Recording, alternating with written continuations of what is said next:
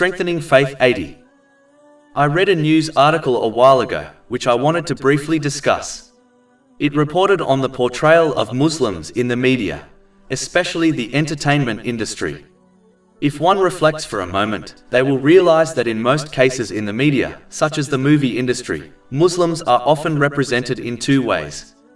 They are either shown to have an extreme mentality whereby they misinterpret the teachings of Islam in order to harm innocent people, or they are shown as carefree people who are only Muslim by name, while their actions clearly contradict Islamic teachings. For example, they are often shown as alcohol drinkers and clubbers.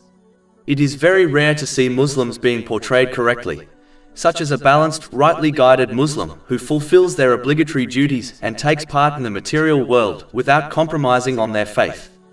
This incorrect portrayal of Muslims should not fool Muslims into believing that the vast majority of the Islamic nation fit into these two extreme categories. In fact, the vast majority are balanced Muslims, and those who possess an extreme mentality are the minority. A Muslim who observes this should therefore not give up their modesty and compromise on their faith, believing that everyone else is doing the same, so it is therefore acceptable for them to do so too. Unfortunately, this incorrect belief has already infected many Muslims who use this poor excuse to take part in major sins, such as backbiting. This is an extremely immature attitude which fails to justify one's actions in a worldly court. How then can this excuse hold up in the court of Allah, the Exalted, on Judgment Day?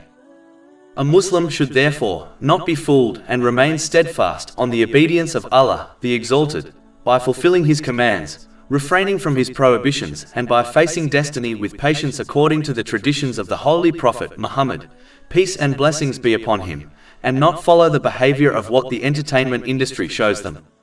If a Muslim chooses misguidance, then they should know for certain that claiming everyone else was also misguided will not save them from the punishment of Allah, the Exalted.